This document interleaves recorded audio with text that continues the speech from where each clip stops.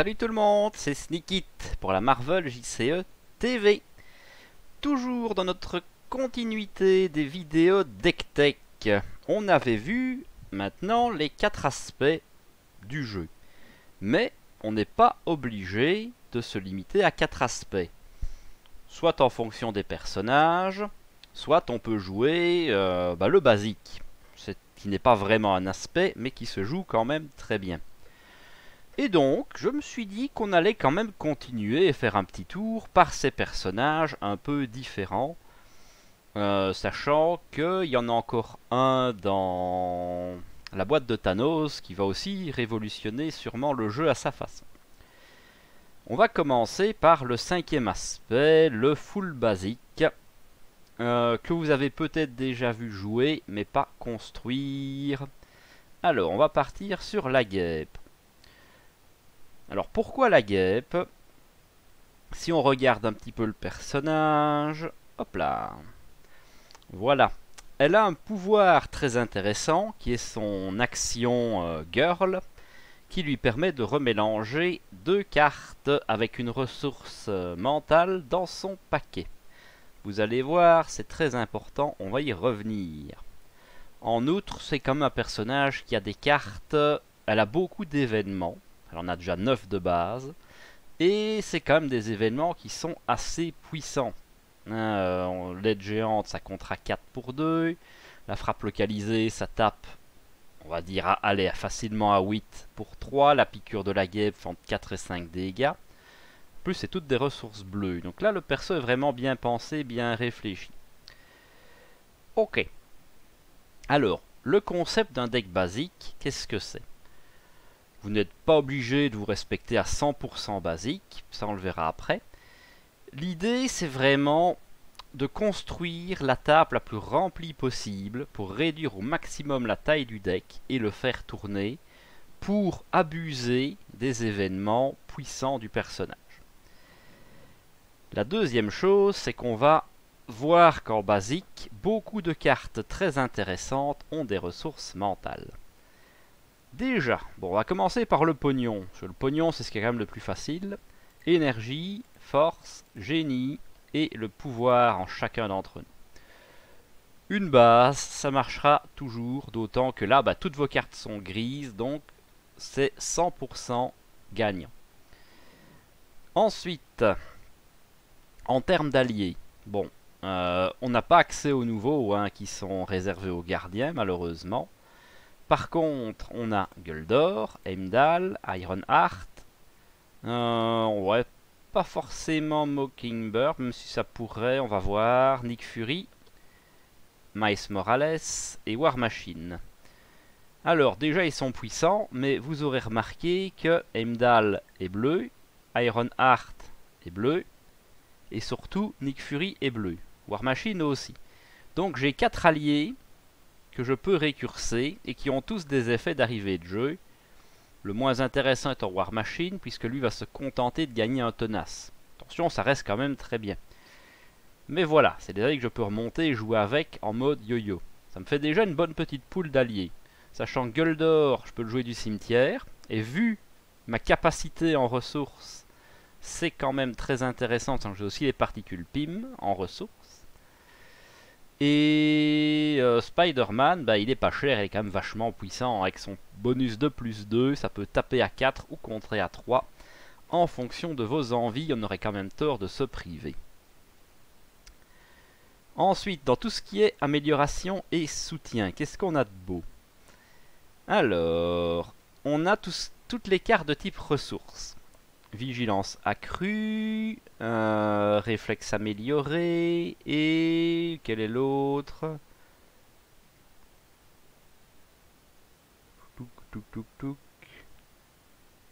Plus l'habitude des noms anglais. Botte propulsée, si vous voulez, constitution améliorée. C'est toujours bien, parce que ça va produire des ressources.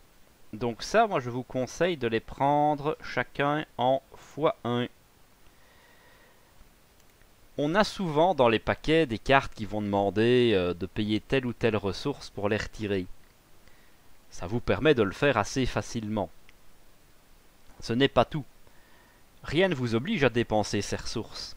Moi je vous conseille, tant que vous avez le tempo, de ne pas les utiliser, voire de les laisser avec une dernière ressource dessus, juste pour permettre à une carte de rester en jeu et d'être hors de votre deck. Ok? Alors évidemment, toutes les cartes qui vont renforcer le personnage sont toujours bonnes à prendre. Un temps mort et une endurance. On va aussi aller chercher le membre honoraire des Avengers. Avant ça je mettais en x3. Maintenant on peut plus. Si vous avez suivi les errata, on ne peut plus en jouer qu'un seul par personnage. Le but c'était simplement de mettre les 3 sur la guêpe et de ne pas se poser de questions. On ne peut plus, c'est bien dommage. Et comme les alliés vont cycler, ce n'est pas rentable de leur mettre dessus. Voilà, ça se consomme, donc ce n'est pas intéressant. Pareil pour celle-ci, sorcier suprême, on n'a pas accès. Ingéniosité, c'est du 1 pour 1, pour moi c'est pas rentable non plus. Réduire le coût des super pouvoirs, on n'a pas beaucoup de super pouvoirs dans la guêpe. Je vais quand même revérifier, mais... événement contre, géant super pouvoir, attaque. Oui voilà, croissance rapide c'est un super pouvoir mais ça coûte 1, donc ce serait un peu tristouné. En tout cas dans ce deck-ci. Donc qu'est-ce qu'on est ingéniosité, non. La grenade c'est de la merde. Les de préparation, c'est pas vraiment ce qu'on a besoin. On peut mettre éventuellement une cible verrouillée, ça peut toujours servir en cas de pépin et au bon moment. En plus ça reste aussi en jeu tant qu'on n'en a pas besoin. Alors, tour des Avengers. Bon, on a beau vouloir des soutiens, on n'a qu'un Avengers 2 avec Ant-Man, c'est War Machine, donc malheureusement ce n'est pas rentable. Par contre, le Queen Porter, c'est de la ressource, je prends. Le manoir, c'est foncièrement une ressource améliorée, je prends. Et Lily Porter, c'est la réduction de coûts, je prends. Pareil, exercice en cohésion d'équipe, très peu d'Avengers dans le paquet. Et pratiquement aucune carte qui joue sur les traits minuscules ou géants, contrairement à Ant-Man. Donc encore une fois, une bonne carte, mais pas du tout dans cette optique-ci. On a déjà, normalement on fait presque le tour, on est à 36 cartes. Donc ici, il y a encore une carte très sympathique, et ça va me faire monter un peu trop haut à mon goût. Je vais directement retirer la cible verrouillée, j'ai mieux à aller chercher. Ok, alors, voilà, évalue la situation. Je vous expliquais, le but du jeu c'est de réduire la taille du deck. Fondamentalement, c'est une carte qui va faire à peu près pareil. Puisqu'elle va se remplacer, même si ce n'est pas directement. Donc ça va accélérer mon jeu, ça va le faire tourner plus vite. Et ça a une ressource mentale. Donc j'aurais tort de me priver. Et les mains de 9 cartes, croyez-moi, ça peut faire quand même plaisir. Et une petite dernière pour la route. C'est une carte qui va toujours faire plaisir aussi. C'est le premier soin, puisqu'il a aussi une ressource mentale, dis donc, le monde est bien fait. Et ça, je vais juste en prendre 2. Ça devrait largement me suffire. Ça me permettra éventuellement de tenir mon Heimdall en pleine santé, parce que lui, il est quand même un petit peu cher. Sur Ant-Man, on aurait tort de se priver, et sur moi-même, ça peut aussi servir. Voilà. Ici, je suis passé d'un deck avec 9 événements, donc je n'avais pratiquement aucune carte permanente. Maintenant, j'en ai quand même 9, 12, plus les alliés. Sachant que j'ai des événements qui vont faire tourner le paquet. Autant dire que ça va plutôt bien se passer. Voilà.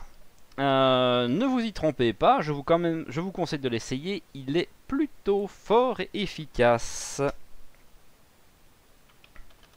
On va enregistrer tout ça.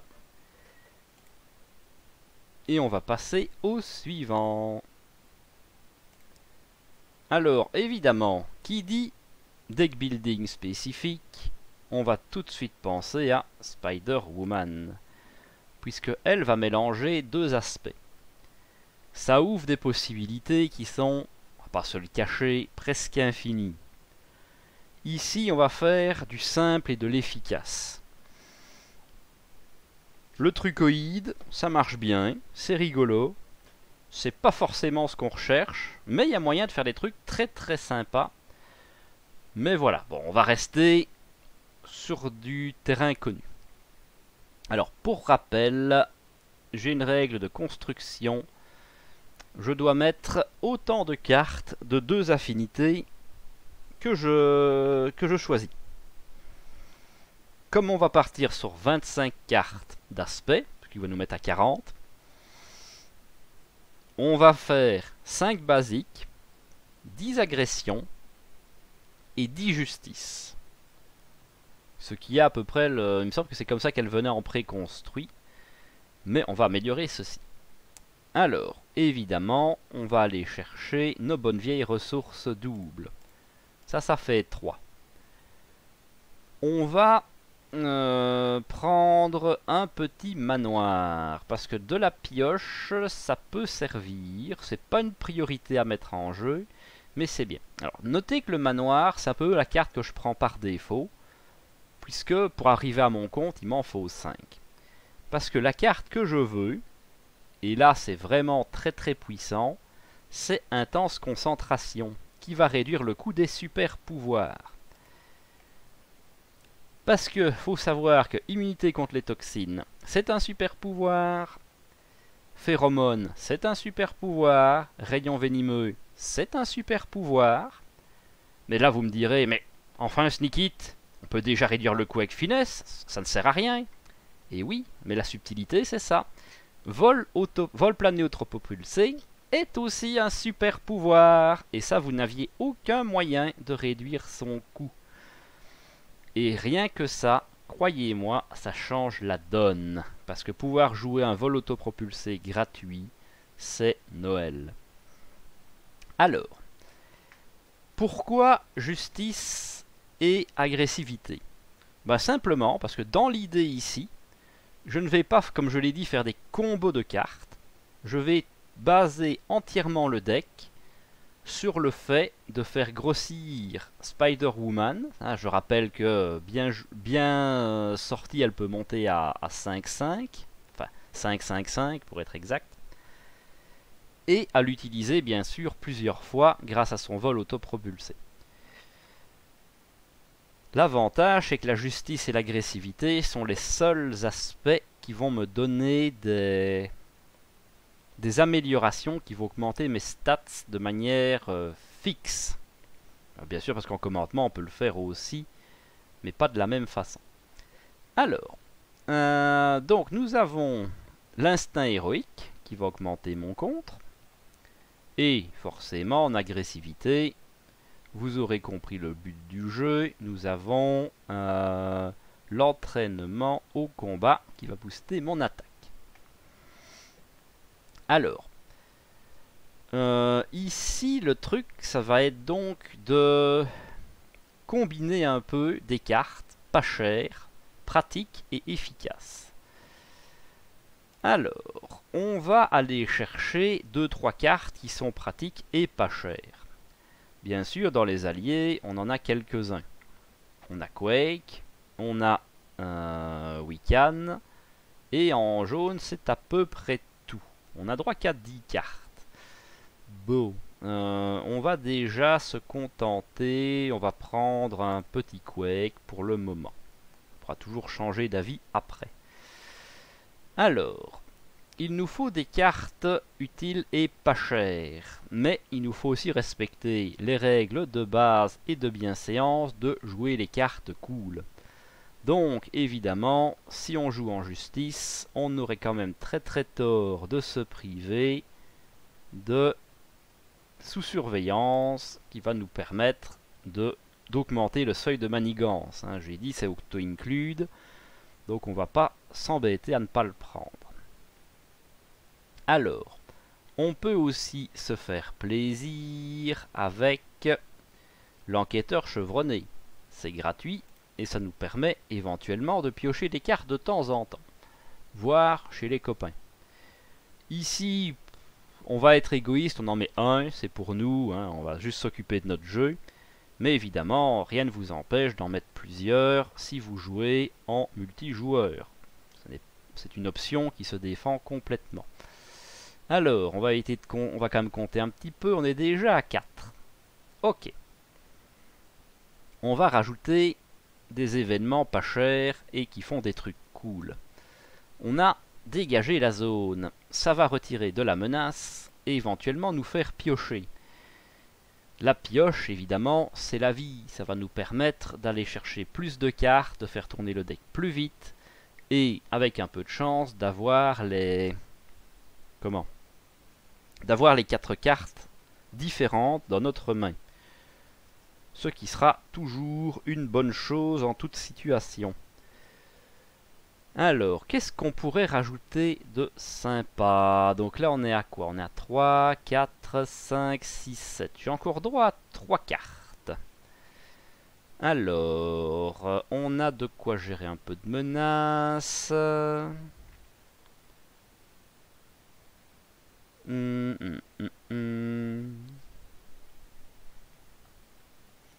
Évidemment, là, on a beaucoup de choix. On peut rajouter des contres supplémentaires, c'est jamais mauvais. On peut rajouter... ouais, 3 cartes à mon avis. Je vais aller sur une optique classique. Je pense que je vais prendre... ah oui, on est un espion. C'est vrai qu'on est espion. Donc ça pourrait quand même être très sympa de s'offrir... le... où qu'il est celui-là?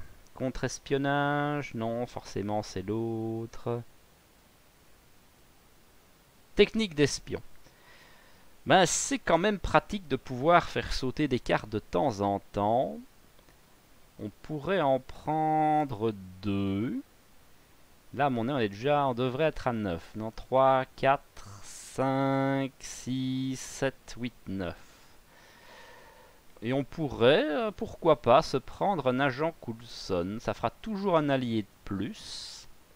Et qui permettrait d'aller chercher les techniques d'espion. Donc dans l'idée, je pense que ça se tient. Je suis pas trompé? Pourquoi il me dit que je suis à 31 cartes? Parce que j'ai déjà mis entraînement au combat. Ouais, ça va, on est logique. On passe en agressivité. Alors, pareil ici, des petits alliés sympathiques. Un bug qui n'est pas réservé. Moi j'aime toujours bien Hulk. Hercule je l'aime pas. Hulk parce que c'est un très très bon défenseur évidemment. Hein, il va vous protéger. Plus qu'il n'en faut. Et éventuellement mettre un petit coup fatal le jour où vous en aurez besoin. Et puis, puisqu'on est un Spider, on a Spider-Girl qui rentre bien dans cette optique-ci. Sachant que on va essayer de ne pas peut-être prendre les mêmes que tout le temps, on va rester là-dessus, ce sera très bien. Aussi pour ne pas vampiriser les alliés des autres joueurs éventuellement. Donc là je suis déjà à 3 cartes. Alors, ici un coup qui marche vraiment bien avec Spider-Woman, c'est... comment est-ce qu'il s'appelle encore en français celui-là évidemment?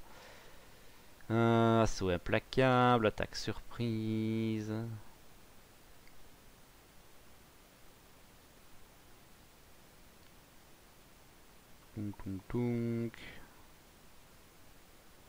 Voilà, prendre l'ascendant. Ça fait 2 dégâts pour 1. Fondamentalement, c'est pas trop cher payé. Surtout que ça va renforcer notre personnage. Mais en plus, si la cible est sonnée désorientée, on va piocher une carte. Alors, vous me direz, c'est pas forcément souvent facile. Mais avec les phéromones, vous allez sonner et désorienter. Ça veut dire que sur un phéromone, à moins vraiment d'avoir un combo de cartes un peu désagréable, vous avez 2 tours minimum où l'ennemi va avoir un effet sur lui.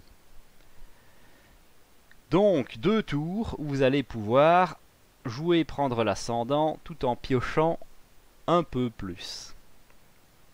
Donc là on est encore dans une optique de faire piocher. Dans ce même souci, je pense que c'est aussi sorti dans ce paquet-là. Mais de fait, ça peut se justifier. Donc, celui des frappes précises, c'est très bien aussi, évidemment.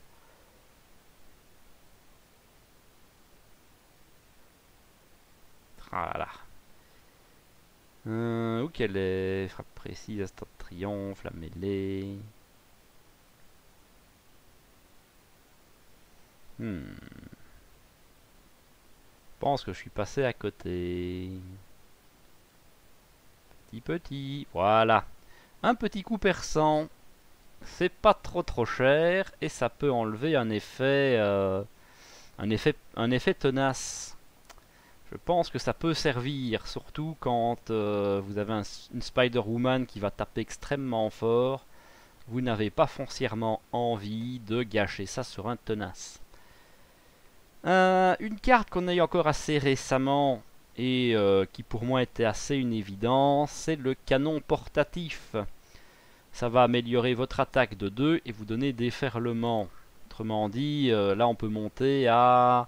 Donc on peut monter à 5, 6 avec entraînement au combat, 8 avec le canon portatif, plus déferlement, ben ouais, on aime bien. Et ici il manque une carte.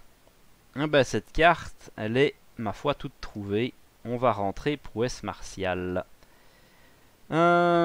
Pourquoi est-ce que je rentre celle-là, contrairement à celle du contre? En termes de contre, fondamentalement, dégager la zone ne me coûte que 1. Et imperceptible ne me coûte que 1. Alors, donc ça ne me fait que 5 cartes qui en bénéficieraient. Celle de l'agression, par contre, va servir pour mes 2 coups perçants, pour mes 3 prendre l'ascendant, et pour mes 2 rayons venimeux. Donc ça fait déjà plus de cartes. Mais en outre, rayons venimeux et coups perçants sont quand même plus chers. Donc ça va me permettre d'augmenter mes possibilités de jeu, tout en faisant encore une fois le bon vieux principe d'une carte qui sort du deck. C'est toujours intéressant. Ce qui fait quand même 13 cartes qui vont sortir, plus des alliés. Encore un deck où minimiser la taille va faire pas mal de différence si vous voulez mon avis.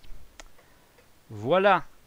Donc un deck vraiment très axé sur le fait de grossir le personnage et de l'utiliser au maximum de ses capacités en espérant avoir peut-être dans le futur des cartes de détapage. Sachant que si vous avez déjà mis la main sur le paquet de Drax, qui est tout juste sorti au moment où je tourne cette vidéo, vous pourriez, je pense, aller chercher... on va regarder ça, ouais, forcément j'y ai plus accès. Je n'ai pas le titre en tête, mais c'est une carte qui permet, quand vous attaquez, de défausser une carte du dessus du deck du vilain, de perdre de l'attaque en fonction du nombre de boosts, et de retourner au charbon. Mais je pense que cette carte à elle seule peut très bien justifier, en fonction de vos goûts, de passer sur un aspect, de changer un des 2 aspects.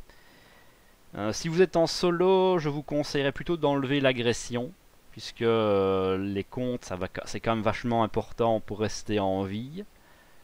Mais voilà, c'est une optique. J'ai vu cette carte, j'ai tout de suite pensé à Spider-Woman. Comme quoi, des combos, c'est pas ce qui manque. Voilà. On va sauvegarder tout ça. Et hop. Voilà, là ici j'ai fait quand même à peu près pas mal le tour de tout ce qui est possible de jouer à l'heure actuelle, encore une fois dans les grandes lignes. Je ne prétends pas avoir la science infuse. Maintenant, si vous avez bien suivi les vidéos que j'ai faites, il y a une grosse subtilité que vous avez peut-être remarqué. Je sais bien que certains d'entre vous m'avaient déjà un peu fait la remarque, qui se doutaient de quelque chose. À quelques exceptions près, notamment justement sur ce deck-là, où je me fais plaisir et je rajoute un Hulk, parce qu'il faut reconnaître qu'il est quand même très bon. Donc ça nous fait 5 vidéos, 2 decks par vidéo, 10 decks. Normalement, les 10 decks à peut-être 5-6 cartes maximum sont tous construisibles en même temps. Je n'ai jamais abusé des mêmes cartes. Voilà. Je n'ai jamais mis endurance et temps mort dans tous les decks. Je n'ai jamais passé mon temps. Là, j'aurais pu mettre un Queen Porter à la place du manoir. Je ne l'ai pas fait. Il y a plein de cartes comme ça que je n'ai foncièrement pas utilisées entre mes decks pour vous permettre d'avoir toujours quelques decks de près. Des fois, vous avez juste envie de vous détendre. Vous avez des amis qui viennent à la maison, vous voulez faire une petite partie. Paf, vous posez les decks, choisis celui qui te fait plaisir. Hop, on est parti. Voilà, ça c'est un peu comment moi je considère le jeu. C'est pratique, c'est convivial. C'est aussi très multijoueur. Hein. Donc voilà. Je ferai sûrement encore des vidéos sur le sujet. Autour des gardiens de la galaxie, hein, puisque ce serait quand même dommage, il y a quand même vraiment des belles choses à faire avec. Mais en tout cas, voilà. Ici, avec ça, vous avez toute la base pour construire et pour vous amuser, avec des decks qui seront pas les plus forts du monde, pas les plus aboutis, mais qui sont fun et qui ont fait leurs preuves. Voilà. J'espère que j'ai pas été trop long, parce que là j'ai quand même pas mal raconté ma vie. Si ça vous a plu, les petits pouces bleus, ça me fait toujours plaisir. N'hésitez pas à commenter si vous avez des questions, tout ça, tout ça. Et si vous n'êtes pas encore abonné, ben faites-le. Sinon vous risquez de manquer les prochaines vidéos. Et ce serait quand même bien dommage. Sur ce, je m'arrête là. Et je vous dis à la prochaine.